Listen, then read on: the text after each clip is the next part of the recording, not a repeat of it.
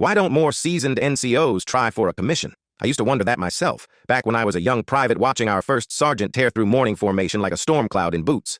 He had 20 years in, 4 deployments under his belt, and a reputation for being the guy you wanted in your corner when everything went sideways. People whispered that he could have gone to OCS years ago, maybe even worn silver oak leaves by now, but he never did. One night, after a long field exercise in the rain, I finally asked him why. We were sitting on our rucks, steam coming off our ponchos as the sun came up. He just chuckled, shook his head, and said, "Kid, officers write the plan, NCOs make sure it actually works." At first I thought he was dodging the question, but over the years I started to see what he meant. Our lieutenants rotated every 2 years, sometimes less. Some were brilliant, some were, let's just say, still learning. But the NCOs, they stayed. They carried the memory of every screw-up, every shortcut, every trick that kept us alive in places the map barely acknowledged. While the officers had the pressure of careers, boards, and promotions, the NCOs had us. They knew our families, our quirks, who needed a push and who needed a break. They weren't worried about looking sharp for the next evaluation. They were worried about whether Johnson had enough socks before the next ruck march. I realized then that being an NCO wasn't a stepping stone for most of them. It was a calling. They didn't want the distance that comes with a commission. They wanted to be in the mud, shoulder to shoulder,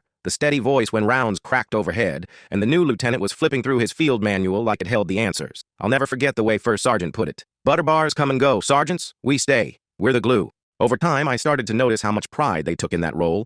It wasn't about the pay bump or the officer housing. It was about shaping the next generation. I'd watch staff sergeants spend their Friday nights helping privates study for promotion boards or stay late to make sure a soldier had a ride home after drill. That kind of investment doesn't show up on a performance report, but it changes lives. Some of us wouldn't have made it without them. And maybe that's the real answer. For many NCOs, the respect of their soldiers means more than a new rank on their chest. So when people ask me now why more seasoned NCOs don't chase a commission, I think back to that morning on the rucks. It's not that they can't. It's that they know where they belong. And sometimes, the most powerful choice isn't climbing higher. It's staying right where your soldiers need you most.